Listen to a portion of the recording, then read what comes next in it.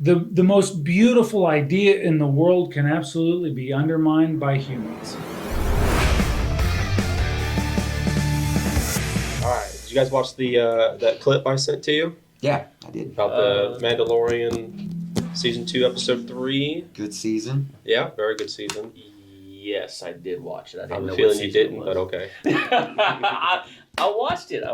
I didn't know. I didn't know there was seasons. I thought it was a movie.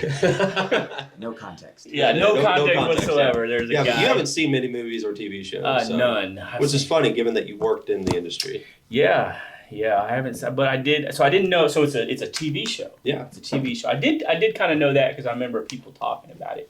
But yeah, I checked it out. It's Okay. I thought it was cool. Jabba the Hutt had a new paint scheme. Jabba the Hutt's in this? No. Oh, okay. Isn't that the? This is early days before before he became Jabba. He was Yibba.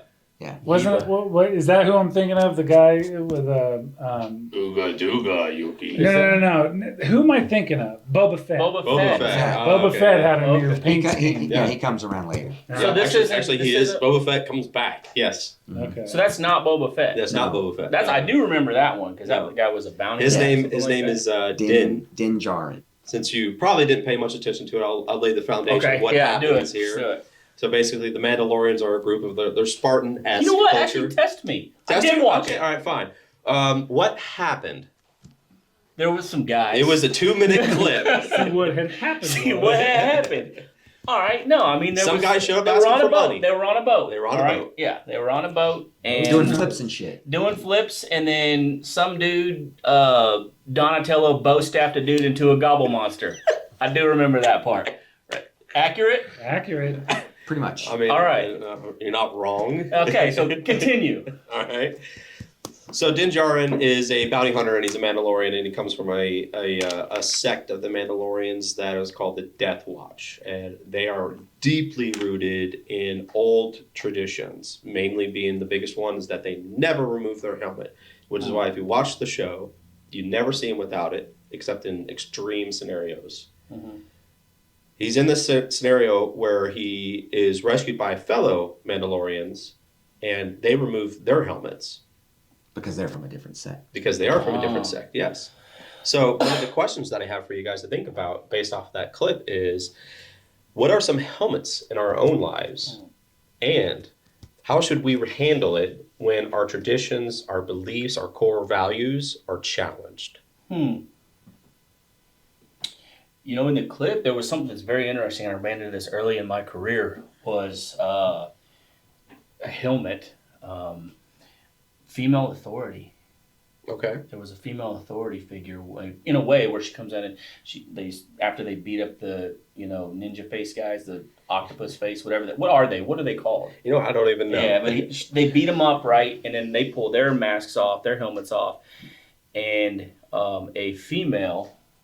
Like a female boss in a way, it's obviously it's not work unless like your work is like ninja stuff, but it's not work, and it's a female authority. And I've run into that in my career before, and most of my stuff has been entrepreneurial. When I was younger, then you go to the Marine Corps, and Marine Corps infantry were separated. We don't see the women hardly at all. You see them eventually when teams get set up, and if you go to the hospital or whatever. But for the most part, you don't see other women.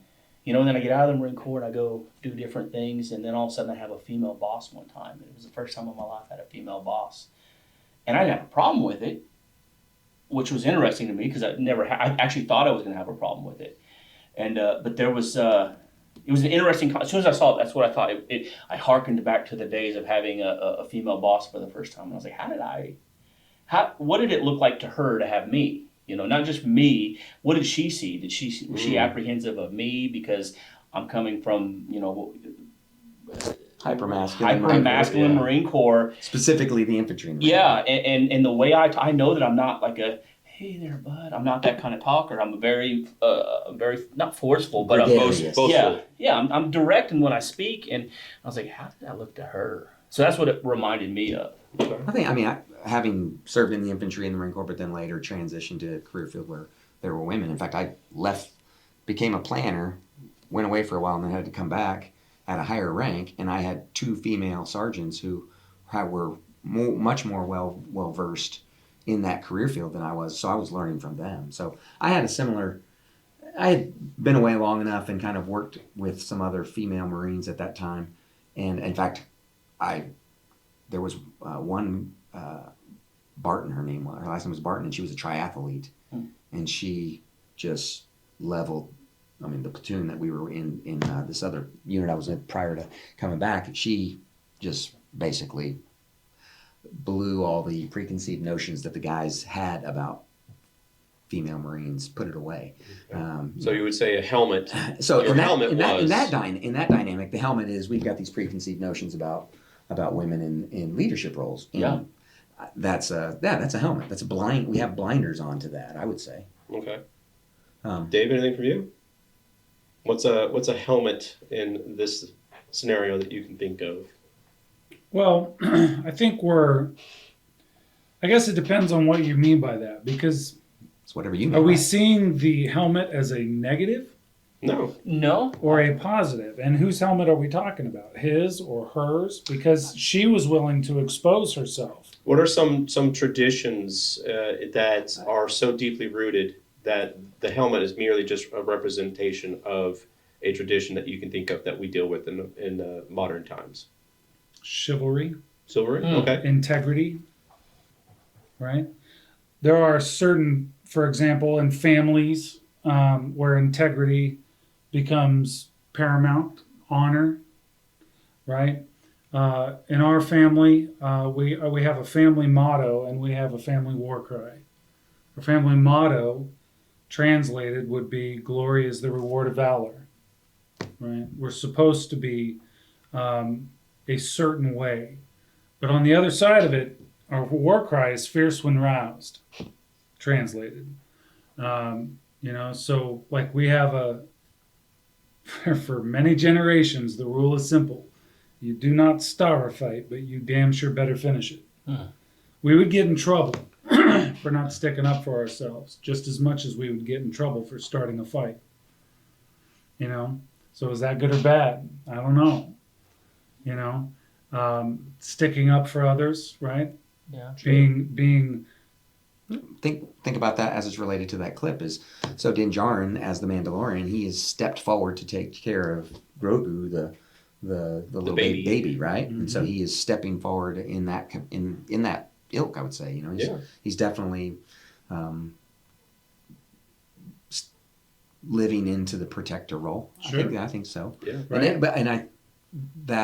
Have you ever found in your life that motto or that ethos has either been hard to live by, or in the case of the Mandalorian, this is something that holds him to it defines his identity, but later on in the series he struggles with it because at times he has to violate that code in order to serve a greater good. Have you ever felt that? Absolutely. I mean, it's a hard line to walk.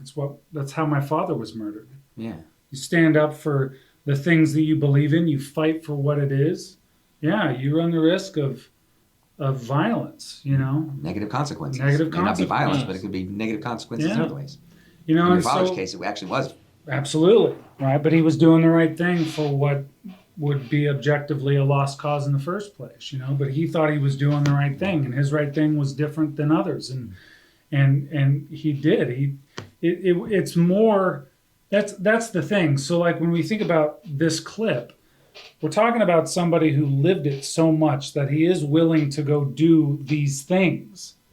And so while we can look at it as a detriment, well, you guys do it different, but look at what it did. Like he's sacrificing so many things to at least, and again, I don't know the series.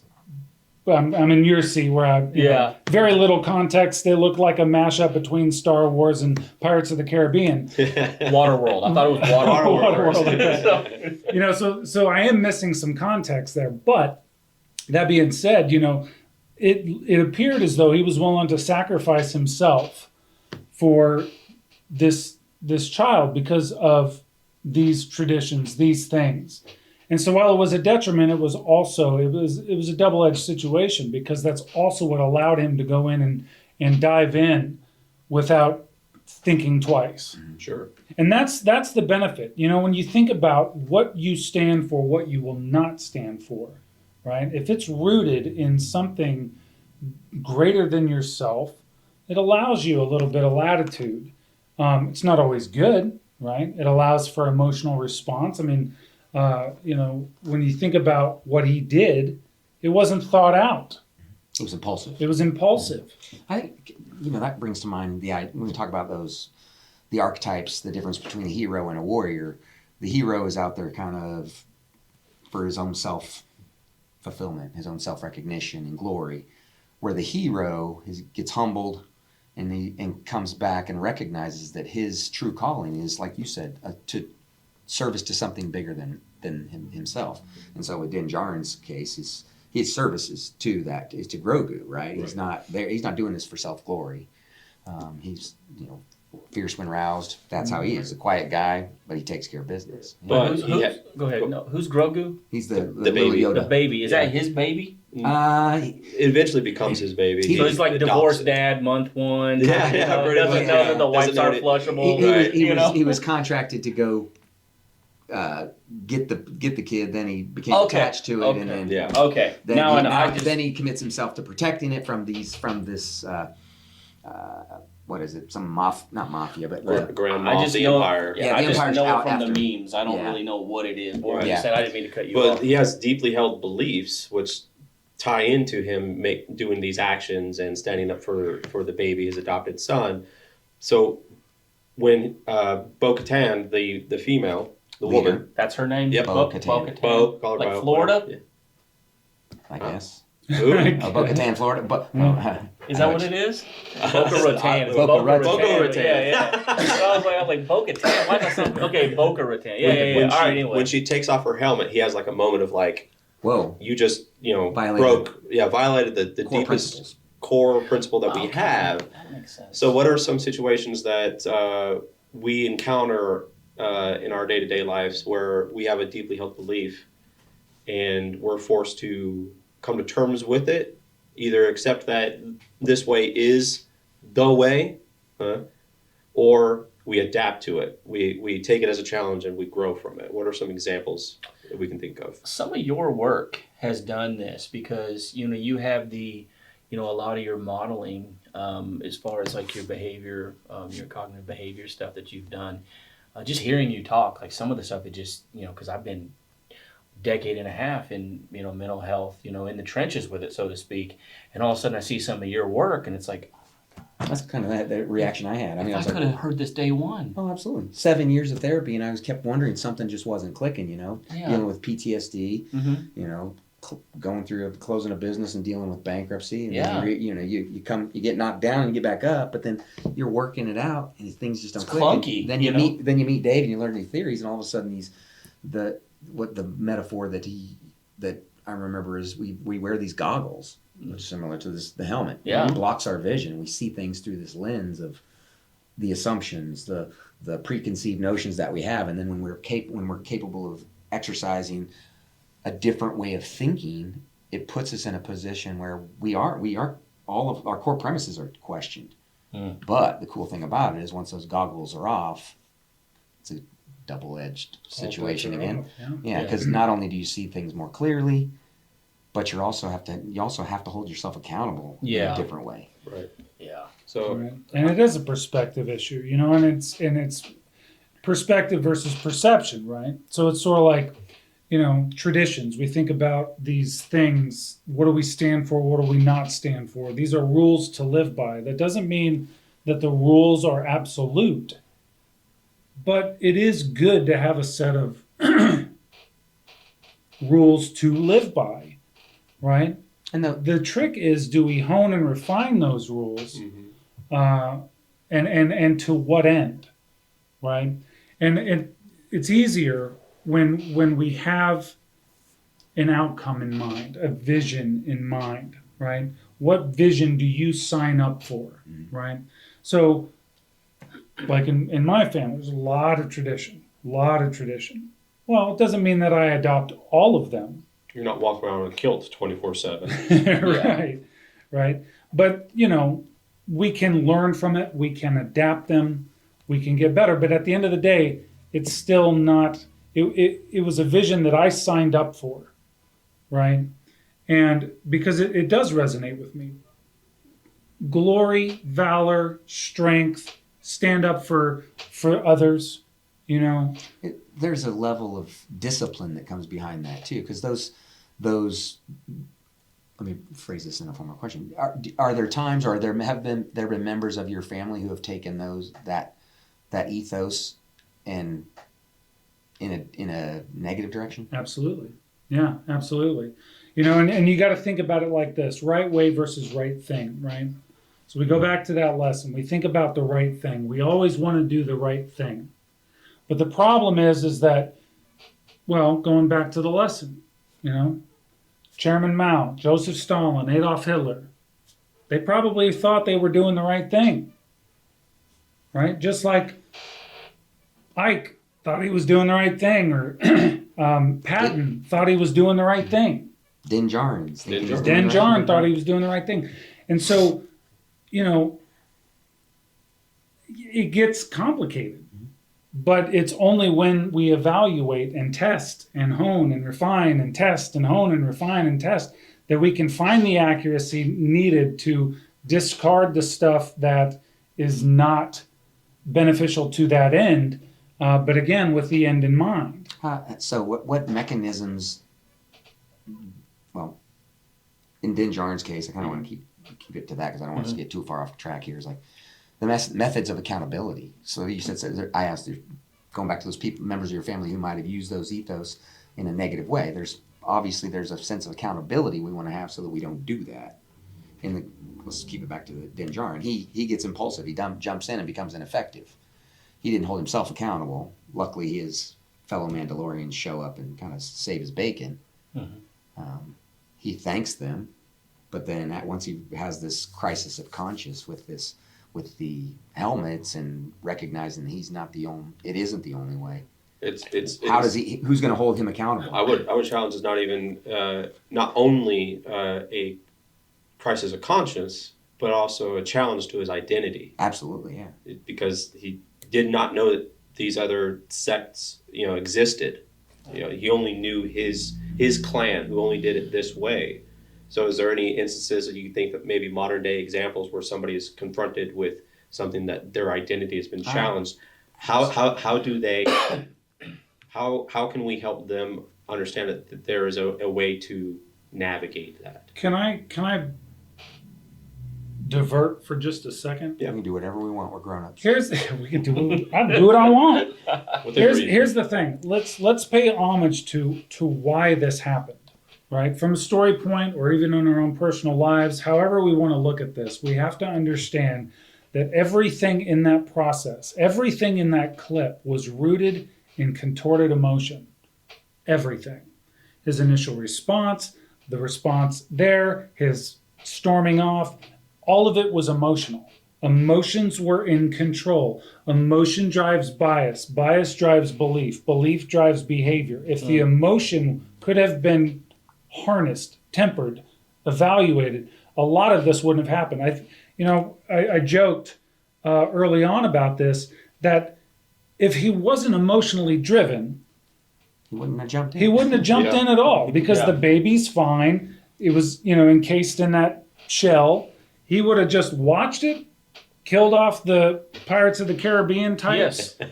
And then, dealt with the problem afterward, right? But because emotion is drama in, cinema, we have the story. Sure. And so that's cool. But again, the whole thing was really kind of nonsensical when you think that he was just being reactive. Yeah. Right? Even the situation, even though he was cordial in the story, thank you, yeah, but, where'd you get the armor, all these things, fine. But then, off to space or wherever he was going. Emotion, and it drove so many of these contorted elements, and that's sometimes our weak link, and that's the one type we're often told as a society to lean into. Or be mindful of, all feelings are valid, and you need to be, which is true to a certain extent because we do feel all these feelings. Sure. but being able to press pause and figuring out why we feel those feelings. Yeah, there's a difference between having valid feelings and allowing your feelings to control your life. Right. Absolutely. Yes. That's ring the bell right there. That's the key. Well, later on in the episode, you don't see this in the clip that I sent you, but he is sort of reconciled with that other clan, with Bo and her people, and I don't want to say that he admits that there are other ways and that any other way is better than the way that he grew up with, but he just admits that there are more ways than just this way. People with different beliefs can unite towards a common vision. Yes, Absolutely. and that was the whole point of the episode as a whole, because they eventually found out that they had a common enemy, and it got them all to like join together to, beat the bad guys in the episode. But And that's an important point, by the way, because if you think about it from a historical Sure. standpoint, I mean, you can go all the way back to ancient Greece in the idea where they talk about, for instance, Tacitus talks about how different groups are, and I'll paraphrase for, Brevity's sake. yeah, different groups are more likely to stay divided than to come together for a common foe, where they both win if they were to come together and work. And we hear this, with Machiavelli, we heard it from Benjamin Franklin. We see this over and over and over again, where these people who are really trying to change the world are trying to get people to just say, look, fine, you're different. But, like, to your point, we have a common vision here, right? It may be different in some ways, like how we would utilize this outcome, but we really want the same thing. It's almost as if the key is in the contrast Yeah, between it's those two. weird. all right. I'm breaking the fourth wall with the Hey, logo. good. The reason why I asked or explained that, later on in the episode, he does kind of come to terms with the other clan and accepts that there's a different way, not just his way, not, this is the way, as they like to say.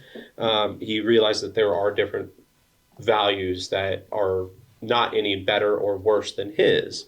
So what are some examples of us staying true to ourselves while also being open to the idea that there are other ideas, values, core beliefs that could make us better?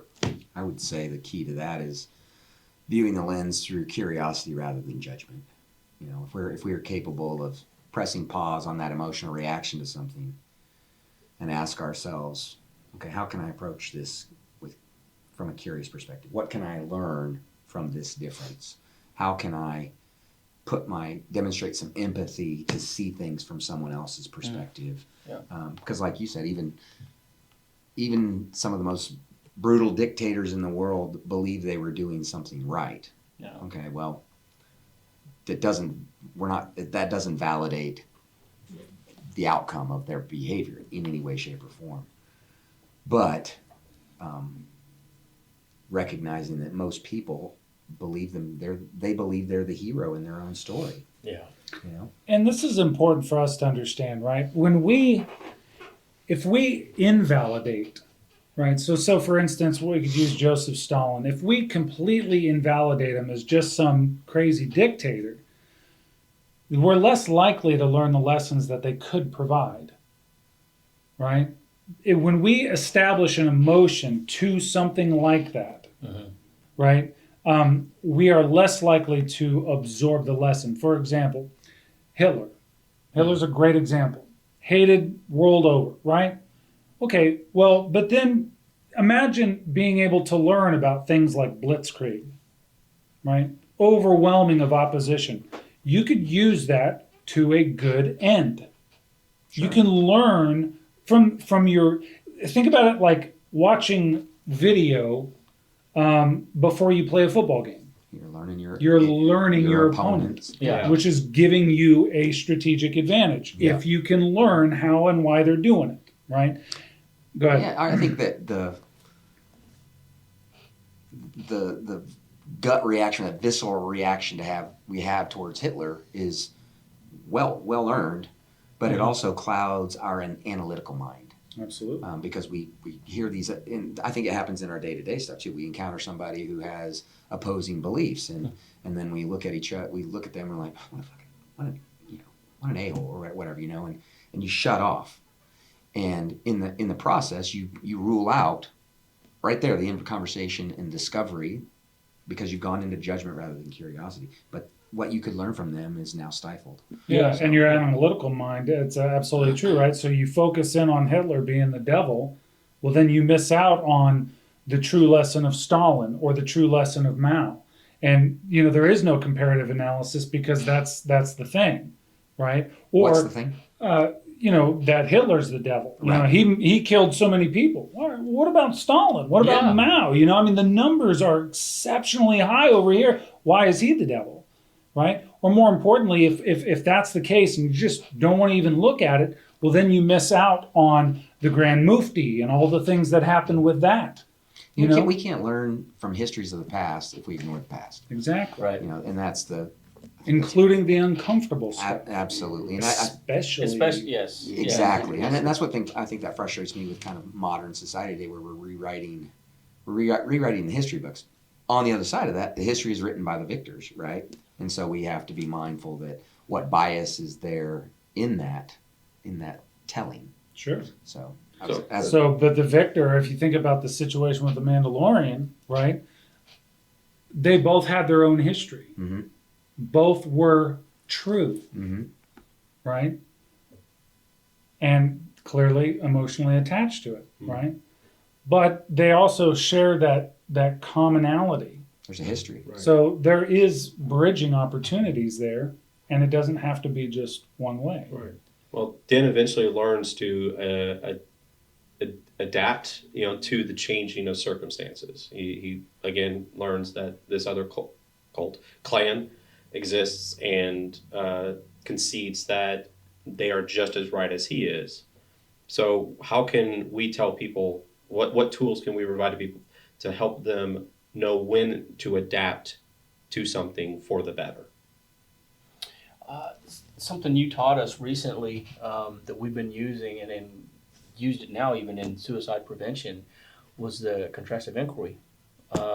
When we have a situation, somebody that we're dealing with, maybe political differences or, religious, because, me being a reverend, I run in, I run across a lot of different things. And to be able to look at somebody and go like, okay, well, what about what you said might be correct? Even if I don't agree overall, like, what about what you said has merit?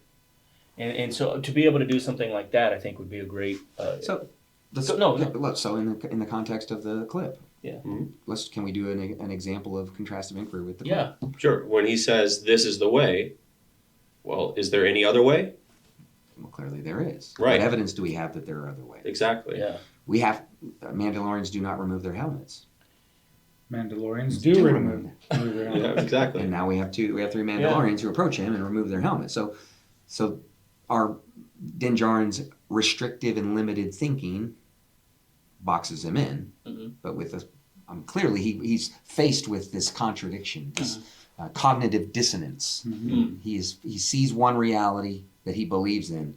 He sees another reality that undermines what he believes, but both are true. Sure. And there's a strategic middle ground too, because do Mandalorians remove their helmet? Well, even in his sect, he'll do it behind closed doors, so clearly it's possible. There's that. Then there's the other side of it. Well, is there a strategic advantage to keeping your helmet on? All right, so now we can start to set up new rules that allow us to improve the situation, but then also allow us to kind of, maybe even just within the Mandalorians I can do it, just not outside. All right, so now we've modified a rule that allows for a little bit more interpersonal relations, but also established rules for a strategic advantage. So there's a third way. I'm not a fan of binary choices, right? If we can create a third way, if we can create that third set of rules or whatever that allows for perspective. Yeah, a greater perspective, strategic advantage, man, that's a win. That's a win for the whole group. So what happens when you do that? You have the binary choice and you have the third. What's the psychology behind that? Break that down. The psychology of... Like, what happens when... Because most people live in the binary choice. They had the pro and con. Pros and cons. It's this, it's this, right. left and Black right. and white. And now you add a Salt and third. pepper. What happens? Well, so then all of a sudden, if we've done it correctly, we've created a balance, right? Because again, if we have the two extremes, But we know it logically, right? Not all things are black and white. Not everything's, whatever. Fine. So if that's true, then we have to create the balance. We have to find that third, right? We have to find it. I don't even care what it is. Find something, right? One of the lessons that I like to do is to force an appreciation for the thing you hate most. Okay. Okay.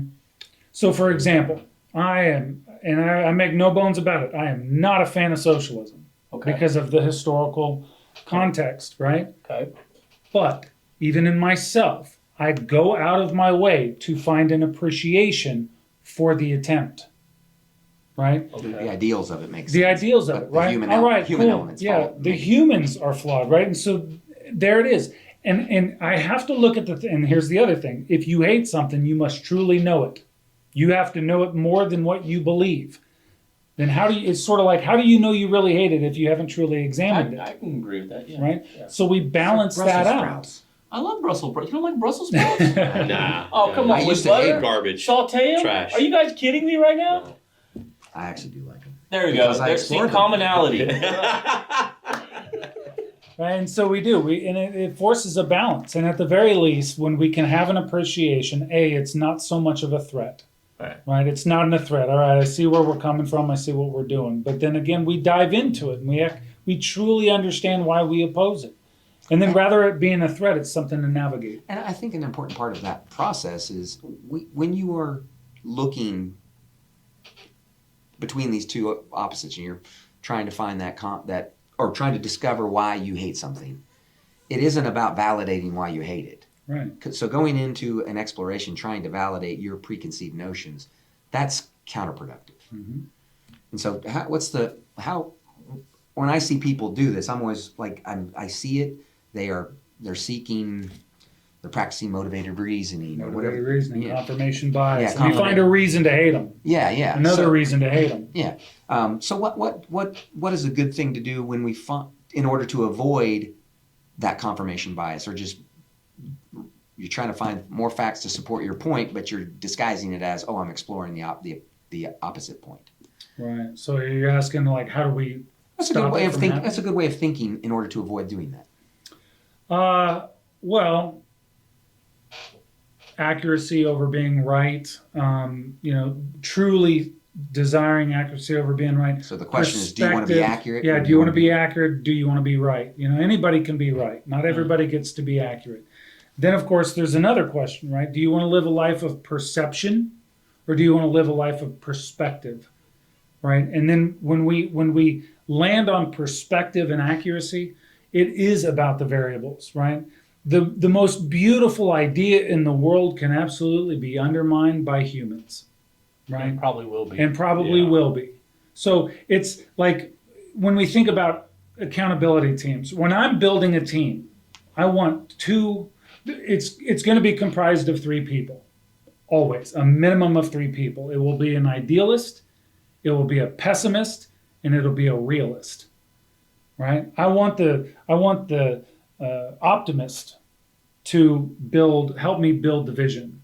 I want the pessimist to help me destroy it and find its vulnerabilities. And I want the realist to help mitigate all of the things that can go wrong so we can get as much of the ideal out of it. And I would add a humanist And a humanist. to make sure that we aren't forgetting why we're doing these things. Okay.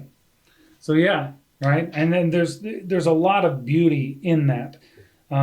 There's a beauty in imperfection. There's a beauty in development and growth. And here's the question. Do we want to remain, do we want to remain stagnant in what we think we know our entire lives? Or do no we way. want to find the beauty of this existence?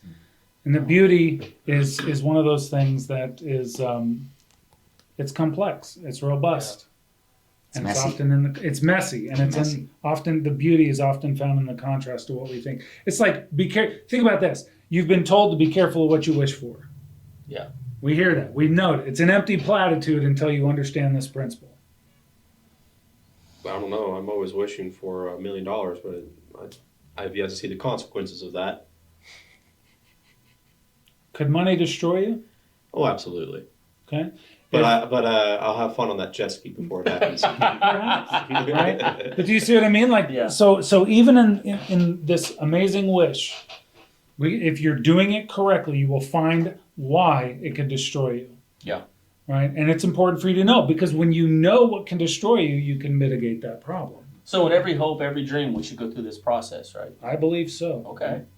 Right? It's powerful. It's powerful because look, if it's idealistic, let's say you have a goal, a wish, a dream, and it's an idealistic version, you're not going to achieve it. That's a dream. It's something that's intangible. You'll never have it. A wish without a plan, a vision without a plan is a wish. Don't do that. If you can make it reachable, make it tangible, make it real, then you're more apt to achieve it. So is this what you're talking about with the three choices, kind of, in a way? Absolutely. Okay, so there's like this is the dream, this is the fallback, and then there's the what? What's the third? Best case, worst case, most likely. Okay. In the Marine Corps, we call that COA development, course of action development. And what's the most likely course of action? What's the dangerous course of action? You know, and then whatever else. And that goes back to having that pessimist. Have a red team. Red team plays the role of the enemy, analyzing trying to think like the enemy, so that you can ideally anticipate that what would happen. I do that when I'm fearful. Mm-hmm. If I'm fearful, so going back to what we were talking about before, best case, worst case, most logical. If I'm scared of something, what's the best thing that could happen? What's the worst thing that could happen? What's the most likely? Okay. All right. I need to get over this. I'm going to try it. Well, Right? that actually leads me to my next question. Adversity, whether internal or external, is a necessary step towards growth.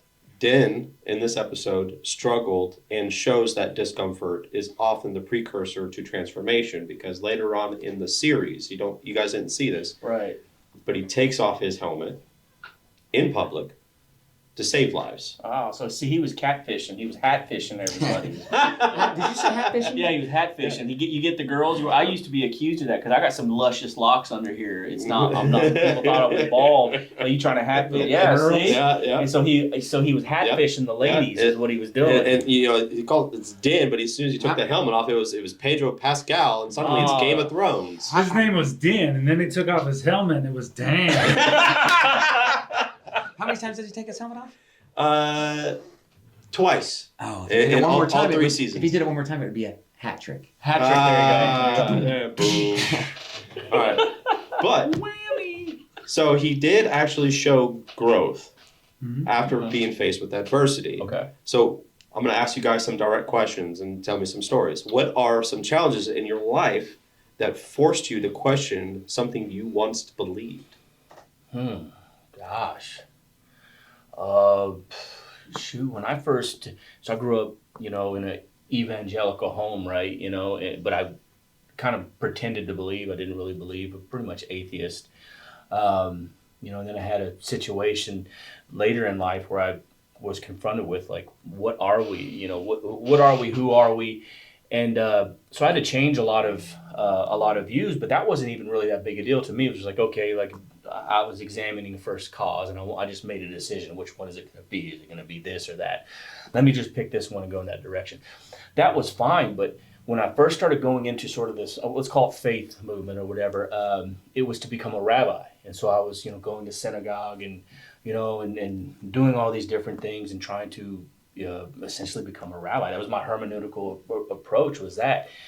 And then we talk about tradition. I mean, the synagogue is that's all tradition. Like, it's some old stuff, thousands of years old. Some of the stuff they're doing. Catholic Church. Oh, it's old stuff. Yeah, it's old. Well, yeah, but just how rigid they are in tradition. Oh yeah, like they walk the Torah out. We face we face Jerusalem and pray at the end of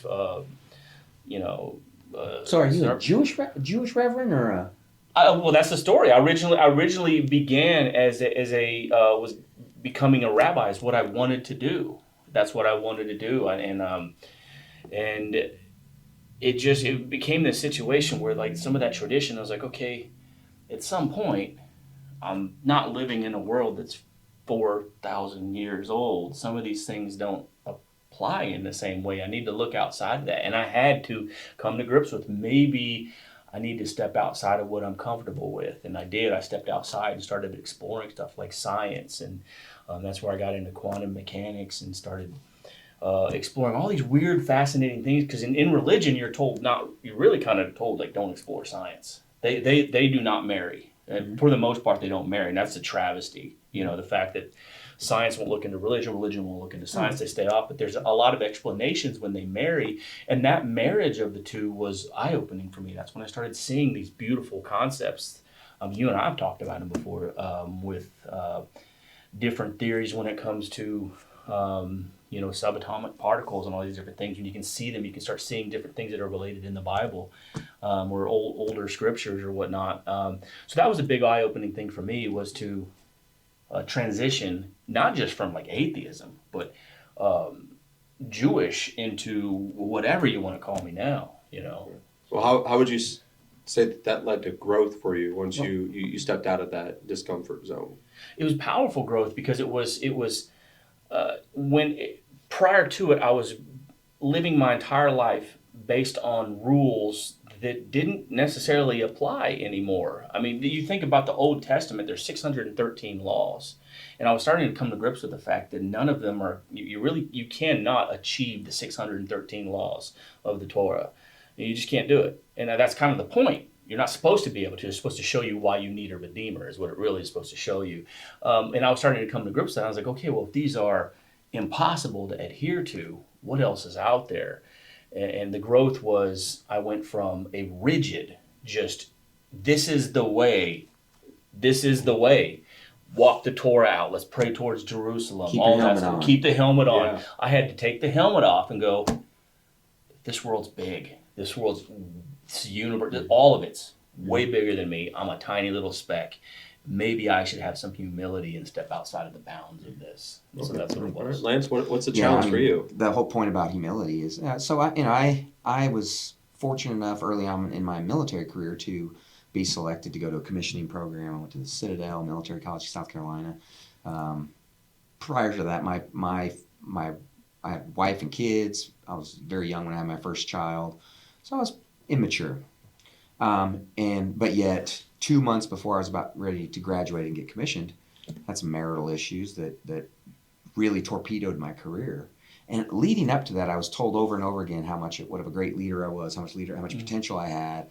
And I was kind of the golden boy. I was believing it. I was really believing all the hype. And though that event in my life set me back in so many ways. I used to say it was one of my biggest follies, but it was also the thing that humbled me enough to start looking inward and to ask myself, what type of leader am I going to be? What type of father am I going to be? What type of husband am I going to be? What type of person or man, what type of man am I going to be? Having grown up without many male figures in my life. My dad went to prison when I was 2. So I was constantly in this quest to figure out what does masculinity really mean. And at the time, the part of the mistake I made is I had an extramarital affair, and my ego was driving things. Go back to emotion. Emotions are making decisions for me, and you get knocked down, you get humbled by people holding me accountable. That's the big lesson. Was like I wasn't holding myself accountable. If I get away with it, I was getting away with it. And I look back and I'm like, wow, what a naive way to live. And though there's plenty, I used to be, nothing really bad ever happened to me. And I started believing that nothing bad would happen to me, no matter what I did. And that's not how life works. We do have checks and balances in our society that help us, that guide us towards a better, I don't like to use the term moral life because it isn't, people have different moralities. But for me, I needed to hold myself, what are the standards? It goes back to values. What values do I really respect and can I truly live up to without, I would guess if you fail to meet all those 600 plus rules, you feel a sense of self-loathing. Yeah. And you're like, I suck, right? Yeah. Well, I was tired of feeling, man, I suck because I made this mistake. And then for 11 years, I was constantly reminded how I had made the mistake. So constantly being reminded how much How much you failed. how much I fell short of the standards, right? But that adversity, that grinding to try to gain redemption, built resilience in me. It helped me develop a sense of perspective rather than perception. My perception before was like, I'm believing the hype. I'm impervious. I'm fucking awesome, all that shit, right? You know, but it's not always true. I mean, we can be awesome, we can be amazing, we can strive for all that, but we also have to recognize that those parts of ourselves that are our shortcomings are just as important parts of our character as the other. So I think that's one problem when people have, when that whole goes back to, do you want to be accurate or do you want to be right? If you're told that you're wrong, think about this when you're a kid, don't touch that or don't do that. You feel a sense of shame when you're told that you did something wrong. So everybody is striving to be right.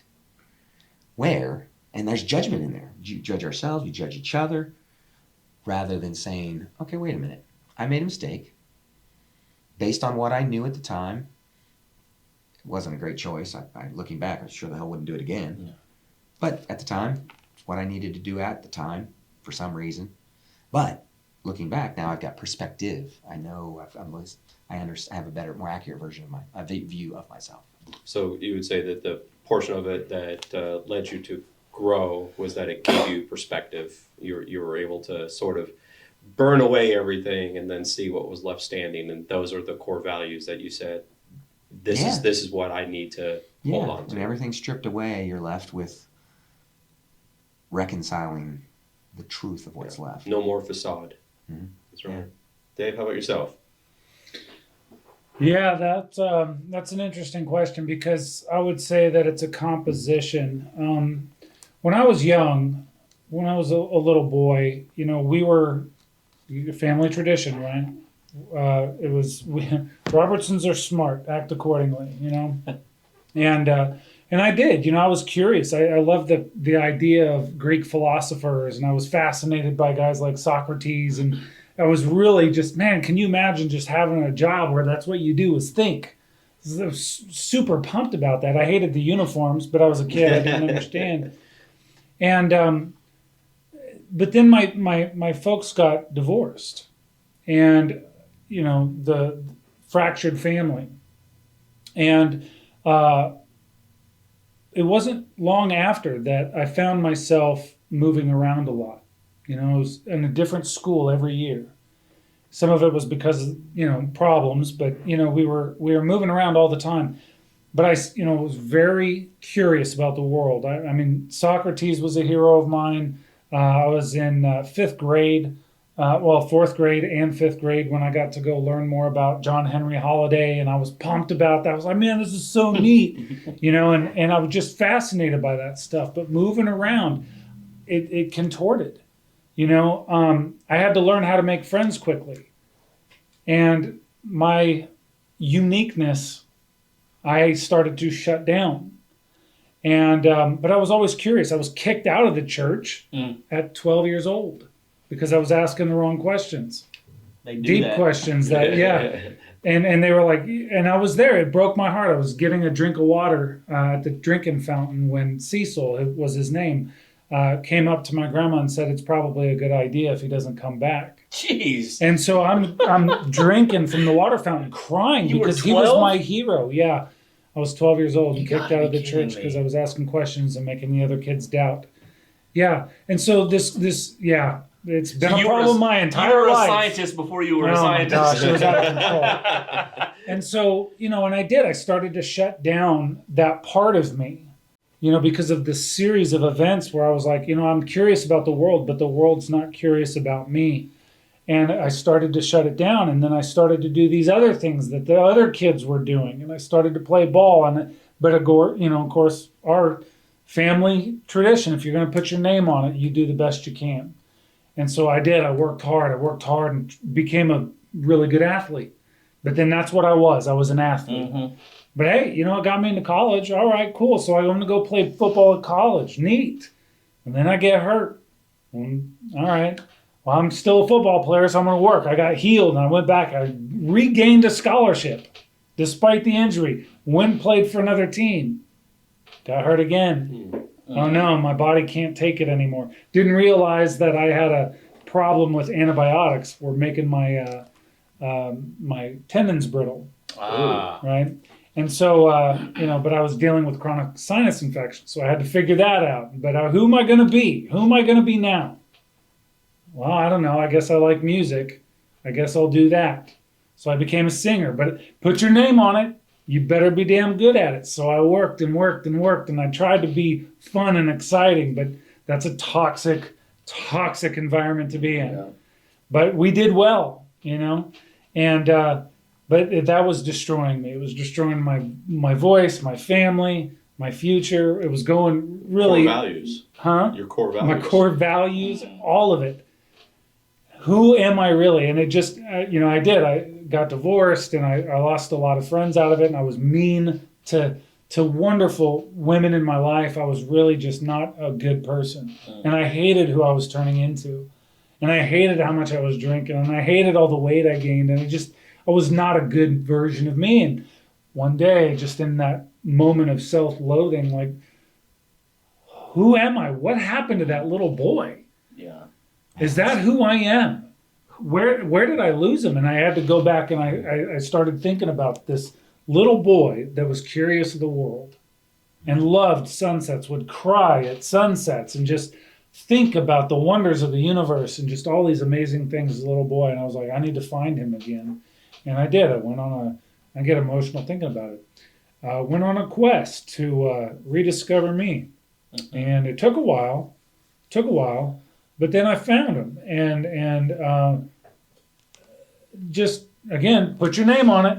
And I did. I decided I was going to be the best version of myself. And it's been this thing that ever since, just do as much as I can with what's left of my life to make up for all of the time that I lost and to make the impact that I wanted to make when I was little to the world that I'm here, because I'm lucky enough to be in this universe, and I feel like the way that I can repay it is to make it better than when I came. I can do something That's beautiful to make it better when I go. When we think about, the men's circles. Every other Saturday, we get these guys together, and they come to us, and each one, you can see that each one of them is at some phase of their journey, and I'm so grateful to be with you guys, helping those men realize that they can, and they deserve to find that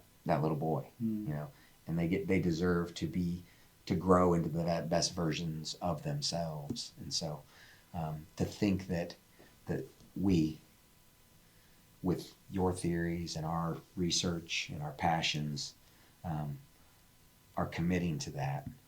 Thank you, David. Thank you. Yeah. Appreciate you. Yeah, what you talked about, you're going on a journey, and did you expect to find... It's like the freaking Goonies, right? like you found it. Like you found Who's the troop, Yeah. I'm Sean. Who's the monster again? I forgot. Sloth. I'm Sloth. All right. Well, growth comes in many forms, as we just demonstrated here. In this episode, later on, Din approaches that and accepts that he needs to grow. So what can we do to redefine what it means to stay true to ourselves in a world that is constantly changing? That's pretty layered, man. Vision. Yeah, Vision? I think Vision? Yeah, that's what I was going to say. Expand on that. Can I tag it? That's kind of where I was going with it. I was like, it really comes down to what is our vision for ourselves. What the question I like to ask the guys in the circle is, where do you want to be in 5 years?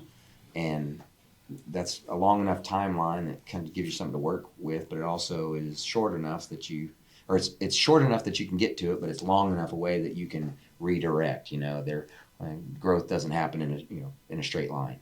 We weave and we and so I think being, first of all, curious, understanding where we are in our what we want to achieve, and going through that process, asking those questions, avoiding the A/B fallacies, and seeing, okay, what are my options truly, gives us that chance to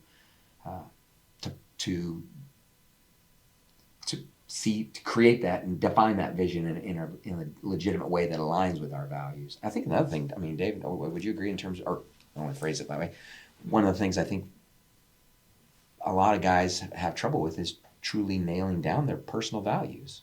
Yes.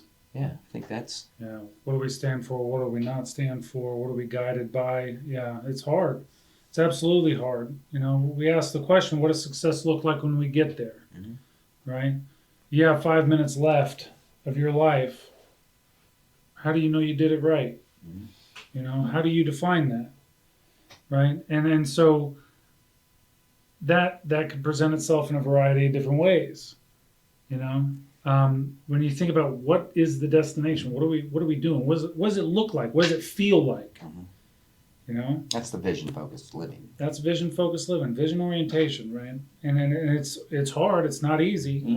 Mm-hmm. But the values, though, I mean, because that almost like that vision focused living, as you described it there, that's almost kind of like actions. We're going to do these things. I'm going to get there, you know. But the motivation behind our actions, that's one of the, you know, like with you, if you're going to be, you had a crisis of values when you were, if you're going down this path, exploring these religious options, but then have to redirect this way. Mm-hmm. I mean, you're really more examining your values, right?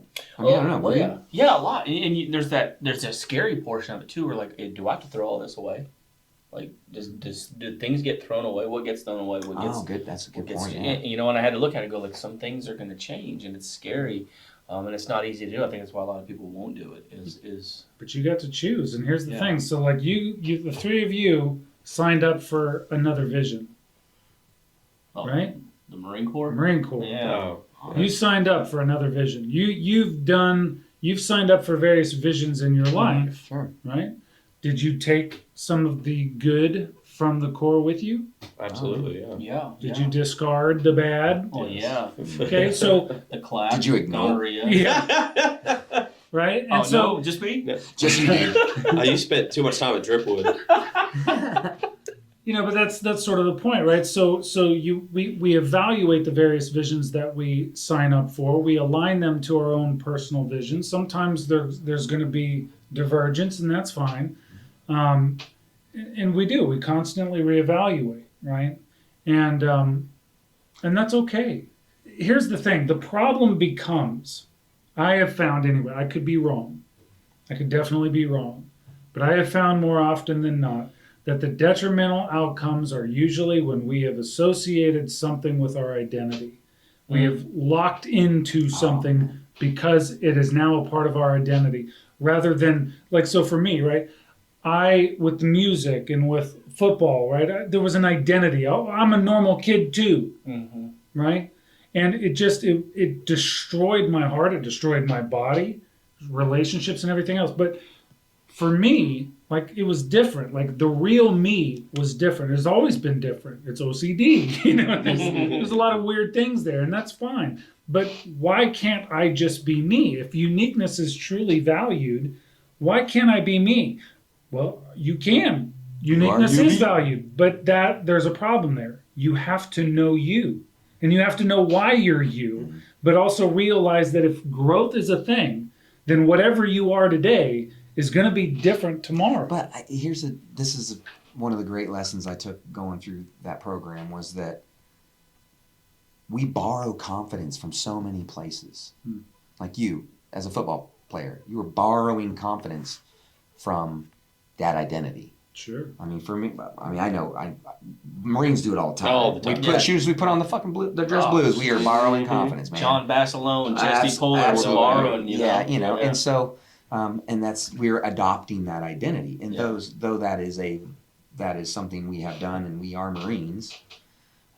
It's not all of us, and this is one thing that frustrates me. And I when I had my brewery, I built and ran the aeroplanes, and people would come in and they're like, "You're a Marine. Well, why aren't you flying the colors in here? Mm-hmm. Where's your Marine Corps colors? And where's the American flag?" And I could never really answer that question, because there was like, I just didn't want to. I don't want that in my.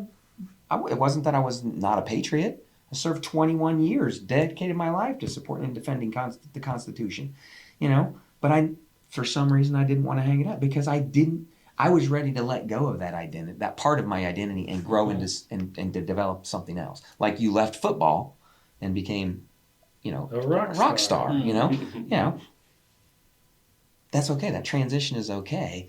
But so many people will try to keep that label tagged to you. But here's what's funny, okay? So when I left football and I was trying to find my new self, I was depressed because there goes the old me. Mm-hmm. A part of me had died. Mm-hmm. And I became a rock star. I was like, cool. I'm a cool kid too, right? When I lost that, when I let that go, I was depressed. Sort of like when you lost the brewery, you were depressed. Yeah. It's because we had attached our identity to it. And here's the thing. In reality, it was something we did. Was it? Right? Yeah. It was another experience that's Yeah. going to add to the beauty of where we go. Mm-hmm. Right? And yeah, cool stories along the way, right? Plenty. Yeah, plenty of stuff. And so how we frame it changes everything. But how we understand it allows us to frame it. Right? So we have to truly understand what it was that happened there. Like, is it really a part of our identity, or is it something that happened in the world?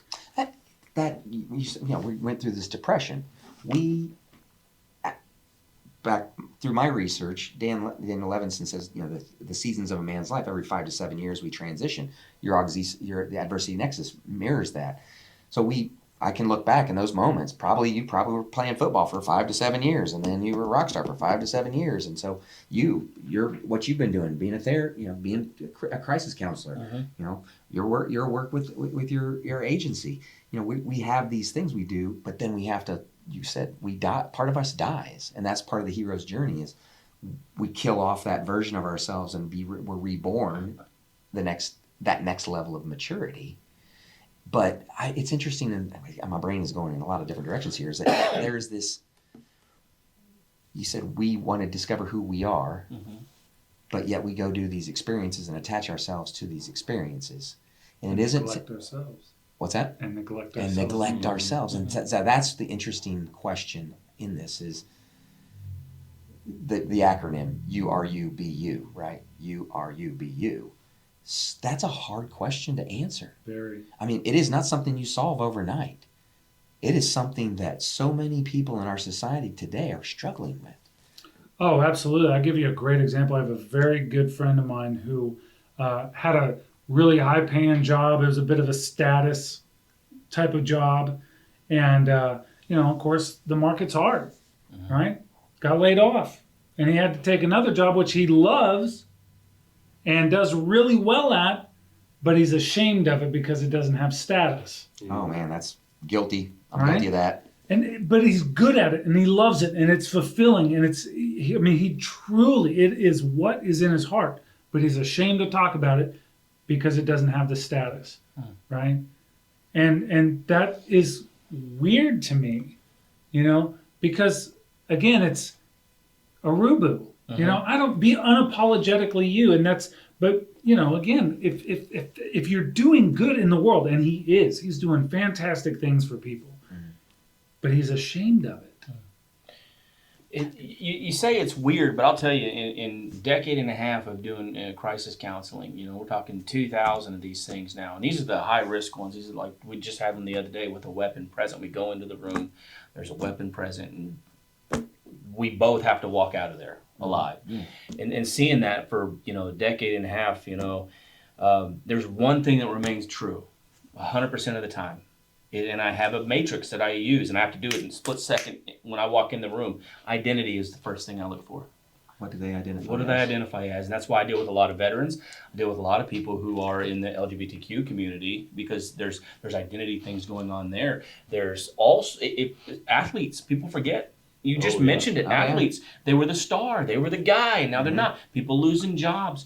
And they think it's because they lost the job. They think it's because they're going through a divorce. And they forget the fact that your identity is built in your relationships too. So your wife is part of your identity. When you lose that, your identity is fractured. It's not, yes, there's a divorce. That hurts.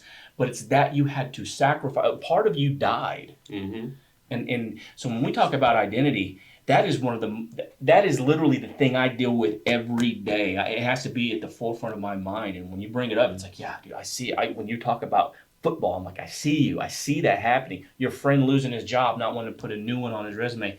I see it. And those are things that they pop up as a red flag on my matrix. I'm like, all right, we got this score. Now we're going to move into this and move into this because I've got The kid that we went with last week, he's a foreigner. He's a foreign exchange student, and it blew their mind when I talked to the staff. They were like, "How did you know that he was dealing with identity?" Because he's from Vietnam.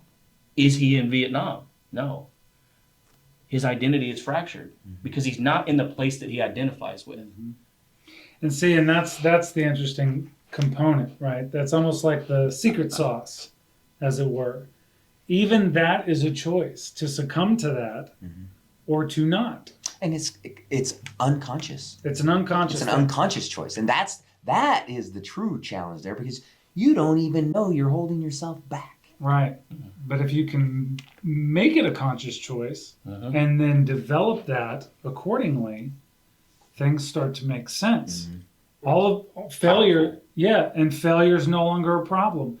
And a loss of, a loss of a relationship, while it sucks and it's not fun, it doesn't, it doesn't handicap you, essentially, right? It's another thing to deal with. But here's what's interesting. You're less likely to lose the relationship. You're less likely to lose these things once you make this choice, because you have more emotional intelligence. You have more self-awareness. You have all these things where you're like, you know what? I am me. You love me for me, or you don't. You're not relying on any external factors. Exactly. And there two thoughts come to my mind. First of all, like, as a people pleaser, that's a hard thing to do, because, and this comes back for growing up in such a dysfunctional family. I had a loving family. I don't want people to watch this think I didn't have a loving family, because I did. But we all have our family trauma, but constantly trying to analyze what everybody needs in the room in order to harmonize, and you get trained to do that stuff. Well, it's a superpower when you're, when you're a therapist, but it's exhausting in your day-to-day life. The other side of that is when you have those moments where you're separating from that identity, is the concept of mourning. We have to grieve the changes and the loss of our old selves. And that's, I think, one of the things, well, I'm guessing that you deal with every time you go in. They're grieving the loss of something very valuable. But what are we taught about grief and depression? And my view on depression is probably going to get me ostracized from a lot of communities. But grief and depression we're taught are negative things. No way, no how. Yeah, but I don't even view depression as bad. I view it as a check engine light. It's one of your best friends you'll ever have with depression. So true, so true. Because it will tell you what's wrong. It's not what's wrong. It's telling you something is wrong. Yes. And so it helps you. It slows your motor skills. It slows you enough to where you can stop and go to the mechanic or get something fixed. Think about when you're experiencing depression, you're all of a sudden you do this inward looking thing. Yeah. But with grief and depression, what we're told is we medicate it, or we push it out, or we try to just fix it. We say, we find our friend who has the little code reader on the car. Hey, take the little check engine light off so I don't have to see it anymore. And then go, and then you blow your transmission at 60 miles an hour. And that's why you get the kids, you get the posts where like, oh, she was dancing 12 hours ago and I can't believe she killed herself. I can. You didn't fix the engine. You just got a buddy to take the code off, Man. But it comes down to how we handle grief and depression, and we treat it with such a negative context. Instead, it is like, now's the time to work. Yeah. The field is fertile now. Yeah, I found myself. I struggle with depression and ADHD. One thing when I recognized that I had ADHD, and there's a dopamine. There's a whole dopamine ups and downs with that stuff. But once you recognize what it is, all of a sudden you start feeling it coming on. And you're like, okay, I got something. My dopamine levels are off. I need to do something different. I need to stop. I need to self-reflect. I need to share. I need to call somebody. And you're like, talk to my wife. Okay, she's like, what's going on? And at first I'm prickly. I'm like, but then I'm like, okay, wait a minute. Let me stop and think about what has happened to me today, and curiosity instead of judgment. I think I'm okay with the words he sent in that email. I think I am, but no, I'm not. I want to be okay, but I'm actually kind of irritated with that. Well, why am I irritated with that?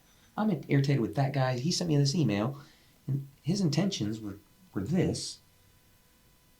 That guy, But then in reality, I come to the conclusion that, okay, I'm irritated by that. I can let it go. I'm not going to let that define that. I'm not going to have a reaction. I'm reacting to it, but I'm going to choose to react to it up to this point, and then redirect that energy to something productive for me. you know. But the big thing is sharing it with my wife, saying, okay, honey, okay, I know I came in and I was prickly, but this happened to me and this happened to me, and I'm feeling this way, and maybe throw a little fit so she can be there and hold space for me to be angry or upset or disappointed, and then it feels better. Is that, and not knowing the context, but is that essentially, well, how did Din, how did Din work out of this situation with the helmet? Is that? No, eventually, he just accepts that his way, the way, wasn't the only way. Okay. He grew from it. He was resented. He was challenged. His identity was challenged. His core beliefs were threatened. He at least thought that they were threatened at the beginning. Then he realized that no, that there is a better way. There's a way to kind of join these things together. There's a compromise. And that's there is a later, compromise, that happens later, or because I mean, it does happen later. Yeah, I think right there when they take their helmets off. I mean, just knowing just like human nature. I mean, like if they would consult with us making films, I mean, that would have been a great place to begin. A depression timeline or a grief timeline. I think he does go through. Does he do that? Okay. Which is interesting because through most of the show, he's not. You don't see his face, which is ironic because Pedro Pascal plays the main character, but in the end, some other dude's wearing the suit and he's just voicing over doing the voice. Great script writing because it's a lot of it's implied. Knowing what we know, you can kind of watch through those episodes like, oh yeah, there's like 2 episodes after that where like, yeah, he's in a phase of.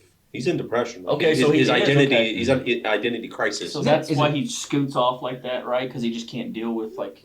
Well, yeah, it's just like so an emotional reaction to something. Think about so many of us. We have these. We're challenged, and either we shut down, or we run away, or we lash out. Yep. Because we have an anger or that fear response is the first thing, and we have to stop and look below that to see what's really going on. Check under the hood, if you will. Yeah. I kind of want to cap it off with a couple things, and it's perfect because the 3 of you actually brought up topics that really tie into my last 3 takeaways from this episode, which is Din's journey reminds us that questioning tradition isn't a sign of weakness. It's a way to grow stronger. You questioned the church. You questioned your teachings, and you grew because of that. Adversity is uncomfortable, but it's often where the best growth happens. You faced adversity in your career, and it was a setback, but you used it as a launching point. You grew for the better because of it. And true masculinity lies in balancing respect for tradition with openness to new ideas. So some things that I want to kind of pose to reflect upon for anybody listening or watching. Think about your own helmet rules. What beliefs or practices might you need to challenge to grow for your own core beliefs and values? That is your mission for the next week, because next week we're going to be diving into Pixar's Inside Out to explore emotional intelligence and how understanding our emotions, joy, sadness, fear, even anger, can shape stronger leaders and healthier relationships. It's going to be a deep dive into the brain's control center, so don't miss it.